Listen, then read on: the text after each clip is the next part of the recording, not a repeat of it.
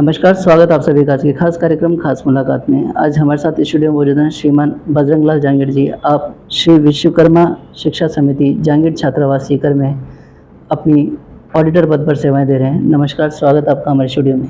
नमस्कार। सर, हम आपके शुरुआती जीवन के बारे में जानना चाहेंगे। मेरा जन्म सीकर जिले के सीकर के नज़दीक ही ग्राम पंचायत दुगोली में ग्राम है मोल्यासी। अच्छा। वहाँ पे 5 जुलाई 1971 को मेरा जन्म हुआ। जी। बेसिकली मेरे पिताजी पुश्तैनी अपना जो फर्नीचर और लोहे का काम करते थे जी। और उस समय वो हमारे गांव से सीकर तक सुबह पैदल आना, शाम को वापस घर जाना, या एक सुबह पैदल आए तो शाम को बस से गए, इस तरह की उनकी पारिवारिक परिस्थितियां थी। जी।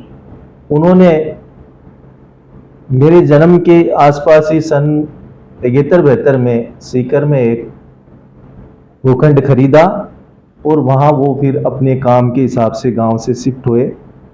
मेरी शिक्षा दीक्षा पूरी सीकर शहर में ही हुई। जी। प्रथम क्लास से मैं स्नातक और विधि स्नातक तक मैंने शिक्षा सीकर शहर में ही ग्रहण की। बहुत बढ़िया। वर्ष 1993 की आरपीएससी प्रतियोगी परीक्षा में मेरा प्रथम कनिष्ठ सहायक के पद पर चयन हुआ और मुझे राजस्थान सरकार के माध्यमिक शिक्षा विभाग में सेवा करने का मौका मिला।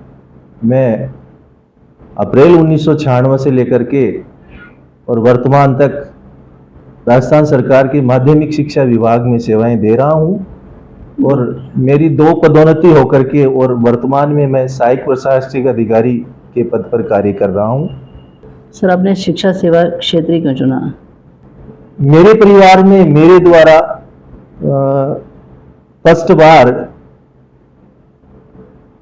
माध्यमिक शिक्षा बोर्ड द्वारा आयोजित माध्यमिक परीक्षा प्रथम श्रेणी से उत्तीर्ण की गई और मैं जैसे ही मेरे परिवार में प्रथम लोक सेवक बना तो उससे मेरे परिवार के, मेरे चाचा के लड़के, मेरे ताऊ के लड़के, मेरे गांव के लड़के, अन्य समाजों के लड़के इतने प्रेरित हुए कि आज मेरे बड़े चाचा जी का लड़का है वो जिला एवं सत्र न्यायाधीश के निजी सहायक हैं। मेरे दूसरे चाचा के लड़के हैं वो सीआरपीएफ में थानेदार के पद पर कार्यरत हैं। बहुत बढ़िया। और मेरे गांव के परिवार के अन्य बच्चे कोई अध्यापक पद पे है, कोई व्याख्याता पद पे है, बहुत सारे बच्चे हैं वो मोटिवेट हुए। मैं मानता हूं कि मेरे पिताजी साक्षर होते हुए भी उन्होंने शिक्षा के प्रति इतना बच्चों पे ध्यान दिया कि वो कहते थे कि बेटा मैं कुछ नहीं जानता, आपको फीस कितनी चाहिए, कितने पैसे चाहिए, मैं पढ़ा लिखा नहीं हूं लेकिन आप पढ़ लिख लोगे तो हमारे जैसे परेशान नहीं रहोगे। तो मेरी पढ़ाई में और मुझे आगे बढ़ाने में मेरे माता पिता का बड़ा योगदान रहा। बहुत बढ़िया। सर, अपने सेवाएं कहाँ कहाँ दी हैं? मेरा माध्यमिक शिक्षा राजस्थान सरकार में चयन के उपरांत मेरी प्रथम नियुक्ति जिला शिक्षा अधिकारी कार्यालय झुंझुनू में हुई, जहां पर मैंने 96 से लेकर के और 2005 तक वहां कार्य किया। उसके बाद मेरा स्थानांतरण सीकर हुआ। जिला शिक्षा अधिकारी माध्यमिक शिक्षा कार्यालय सीकर में मैं 2005 से 2018 तक मैंने वहां सेवाएं दी। उसके बाद मेरी पदोन्नति वरिष्ठ सहायक पद पे हुई। इसके बाद मैंने सीकर शहर के ही, जिसका वर्तमान में नाम पीएम श्री राधा कृष्ण मारू राबाऊ मावी राजकीय बालिका उच्च माध्यमिक विद्यालय सीकर है, वहाँ पे मैंने लगभग 4 साल सेवाएं दी। उसके बाद मेरी सहायक प्रशासनिक अधिकारी पद पर पदोन्नति हुई और मैं वर्तमान में श्री कल्याण राजकीय उच्च माध्यमिक विद्यालय सीकर में सहायक प्रशासनिक अधिकारी के पद पर सेवाएं दे रहा हूँ। बहुत बढ़िया। ये श्री कल्याण राजकीय उच्च माध्यमिक विद्यालय है वो 1929 में सीकर के 11वें शासक थे जिन्होंने 1922 से लेकर के 1954 तक सीकर की रियासत पे राज्य किया। उनके द्वारा 1929 में इस विद्यालय का निर्माण करवाया गया, जिसका हम 2029 में उसकी स्वर्ण जयंती मनाने को जा रहे हैं। बहुत बढ़िया सर। अपने कार्यक्षेत्र के बारे में थोड़ा बताएंगे विस्तार से? बेसिकली हमारा कार्य क्षेत्र है वो कार्यालयी प्रकृति का है। उसमें हमारा स्टूडेंट से कोई सीधा जुड़ाव नहीं होता जी। शिक्षा विभाग के जितने भी कार्मिक बंधु हैं, अधिकारी बंधु हैं, उनके जितने भी कार्य होते हैं ऑफिसियल्स के, वो सब हम लोगों को देखने पड़ते हैं। सर आपका सरकारी सेवा में रहते हुए समाज सेवा में कैसे जुड़ा हुआ, आपके प्रेरणा सूत्र कौन रहे, उसके बारे में बताएं? सरकारी सेवा में रहते ही क्या, मैं तो ये समझो आप अध्ययनरत रहने के दौरान ही श्री शिक्षा विश्वकर्मा शिक्षा समिति सीकर जी। जो उत्तरी भारत का एक शिक्षा का बड़ा केंद्र है जी।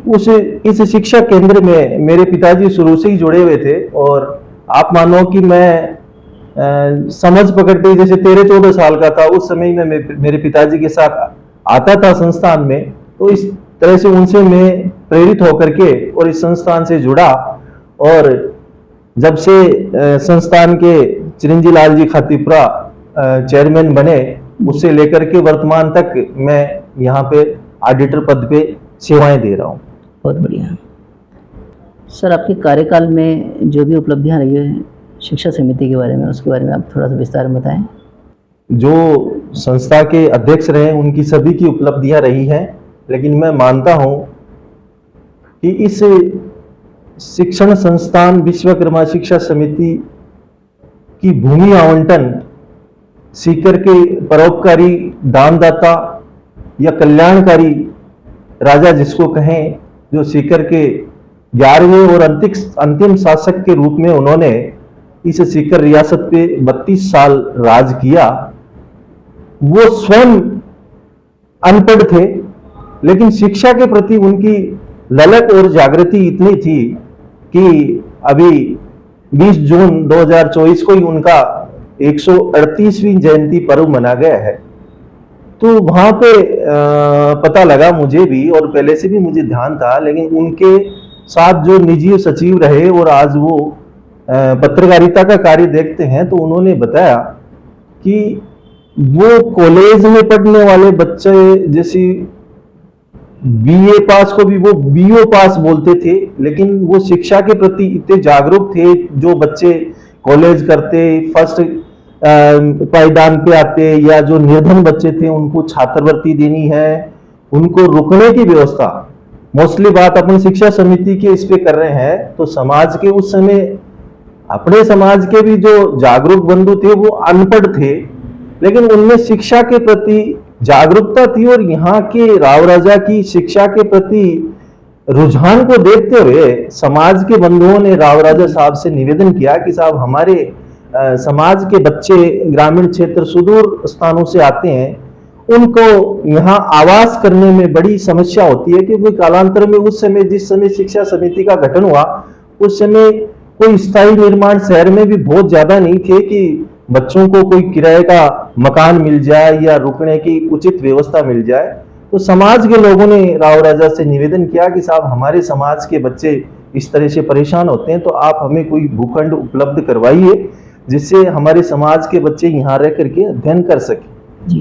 राव राजा बड़े उदार मना थे, तो उन्होंने वर्ष 1949 में इस शिक्षा समिति का भूखंड, जो लगभग 3000 वर्ग गज के आसपास ये जमीन उन्होंने आवंटित की, जिसमें समाज के लोगों ने कच्ची, वो जिसको अपन क्या बोले, दीवार तो नहीं कह सकते, वो कच्ची डोली वगैरह जिसको मारवाड़ी भाषा में डोड़ा कहते हैं, वो बनाई। फिर कोई कच्चे झोंपड़े बनाए। इस तरह से यहाँ बच्चे रहने लगे, खुद खाना बनाते थे, रहते थे, पढ़ते थे। राव राजा ने ही एक संज्ञान लेकर के देखा कि भाई ये जो जमीन अलॉट की उसमें कुछ इस समाज के लोगों ने कुछ निर्माण वगैरह किया है कि नहीं किया, तो कुछ उनको पक्का निर्माण नहीं पाया गया। तो राव राजा ने स्वयं संस्थान में पहुंच करके 1953 में यहाँ एक पक्के भवन की नींव रखी, और वो एक कमरा उनके द्वारा यहाँ बनवाया गया। उस कमरे के बनने के बाद में समाज के लोगों ने जैसे भी उनकी गाड़ी कमाई थी, जिससे जितना बन पड़ता था वो सहयोग करके, और आज इस मुकाम पे ये भवन है, ये छात्रावास है कि यहाँ 65 रूम्स उपलब्ध हैं, जिनमें लगभग हमारे समाज के 200 विद्यार्थी आवास करते हैं, और उन विद्यार्थियों को एक मिनिमम चार्जेस पे रुकने की व्यवस्था, संस्थान में आधुनिक मेस और रसोई बनी हुई है, उनके खाने पीने की जितनी भी व्यवस्थाएं उचित डाइनिंग हॉल के साथ उपलब्ध करवाई गई है, जी उसमें समाज के बंधुओं का बहुत बड़ा योगदान है। सर, समाज के वर्तमान परिप्रेक्ष्य में आप क्या बदलाव देखना चाहेंगे? देखिए, समाज के वर्तमान परिप्रेक्ष्य में बदलाव की स्थितियां ये हैं कि समय जिस तीव्र गति से दौड़ रहा है, उसी तरह से समाज में भी बदलाव हो रहे हैं, होने अपेक्षित भी हैं। जी लेकिन शिक्षा के क्षेत्र में जिस तरह का बच्चों को प्रेरणा मिल रही है, बच्चे जिस मुकाम को हासिल कर रहे हैं, वो बहुत अच्छी बात है। शिक्षा के साथ साथ समाज में बच्चे राजकीय सेवा को ही टारगेट बना करके और नहीं रहे, और उसके साथ साथ हम उनको सामाजिक स्तर पे कुछ तकनीकी शिक्षा से उनको जोड़े। जहां भी हमारे संस्थान है वहां हम तकनीकी शिक्षा की भी हाथ का काम है। मैं तो ये कहूंगा कि नई शिक्षा नीति जो आ रही है उसमें आप 6ठी क्लास से ही बच्चे को इस तरह की तकनीकी ज्ञान देना शुरू करें कि वो सीनियर सेकेंडरी करते ही बाहर निकले तो उसके पास उन 5 या 6 वर्षों में या 7 वर्षों में ITI की या पॉलिटेक्निक की इसके साथ साथ डिग्री हो, कि ताकि उसको बेरोजगारी का सामना नहीं करना पड़े। क्योंकि ये निजीकरण का दौर है। सभी विद्यार्थी या सभी बच्चे ये सोचे कि मैं राजकीय सेवा में उतर जाऊंगा और उसी के पीछे लगे रहते हैं। बहुत अच्छी बात है, जिन बच्चों को सुविधाएं मिल रही हैं, साल 2 साल 3 साल उनको तैयारी करनी चाहिए, प्रेरणा लेकर के करनी चाहिए, और उनको ये महसूस नहीं होना चाहिए कि मैंने मेरा मुकाम वो नहीं किया, वो हासिल नहीं किया, मैं ये करता तो अच्छा था। बाकी समाज के बच्चे क्या, मैं तो ये कहूंगा कि भारत के हर विद्यार्थी को तकनीकी शिक्षा दिया जाना जरूरी है, ताकि वो अपने हाथ का हुनर रख करके और अपना कार्य करके और अपनी बहुत अच्छी तरीके से आजीविका ही नहीं पाले, अपना जीवन यापन उच्च स्तर का करे और विश्व पटल पर वो अपना नाम विख्यात करे। बहुत बढ़िया सर, हम आपके परिवार के बारे में भी जानना चाहेंगे। परिवार के बारे में मैं बताऊं कि जैसा कि मैंने बताया था कि मेरा सीकर जिले के ग्राम मोल्यासी में जन्म हुआ। मेरे पिताजी का नाम रामदेव जी जांगड़, मेरी माता का नाम शांति देवी जी। हम 2 भाई 1 बहन है। मेरे बड़े भाई साहब जिनका नाम नारायण जी हैं, वो पिताजी का जो वर्कशॉप है उसको देखते हैं। मेरी सिस्टर का नाम गीता देवी है, उनका भी निवास स्थान सीकर में ही है। मेरा विवाह श्रीमती शशिकला जांगड़, जो अखिल भारतीय जांगड़ ब्राह्मण महासभा की महामंत्री माननीय नवल किशोर जी अड़ीचवाल की बेटी है, उसके साथ 9 मार्च 1993 को मेरा विवाह हुआ। मेरे 3 बेटियां और 1 बेटा है। बड़ी बेटी ने MA इंग्लिश B.Ed की शिक्षा ली है, जिसकी शादी 10 फरवरी 2019 को हुई। मेरे जमाई का नाम, कंवर साहब का नाम संजय जी जांगड़ है, जो वर्तमान में SBI बैंक में मैनेजर के पद पे सेवाएं दे रहे। 2 नंबर की बेटी निशी जांगड़ है, उसने MSc केमिस्ट्री B.Ed कर रखा है, वो अभी तैयारी चल रही है उसकी, व्याख्याता कॉलेज लेक्चरर इनकी तैयारी कर रही है जी। 3 नंबर की बेटी है रितिका जांगड़, उसने MSc बॉटनी से कर रखा है, और उसका शिक्षा के साथ साथ फैशन डिजाइनिंग में रुझान है, तो वो अपना फैशन डिजाइनिंग का कार्य भी देखती है। मेरा बेटा छोटा ही छोटा है, गौरव जांगड़, जो वर्तमान में राजस्थान विश्वविद्यालय में 5 वर्षीय विधि स्नातक का कोर्स कर रहा है। वो चतुर्थ सेमेस्टर में अध्ययनरत है। बहुत बढ़िया। बंधुओं, आज हमने समाज हित में काफ़ी अहम बातें जानी, जिनके लिए आपका बहुत बहुत धन्यवाद। धन्यवाद। मिलते हैं अगले सप्ताह किसी नई हस्ती के साथ। तब तक आप देखते रहें विश्वकर्मा टुडे न्यूज़।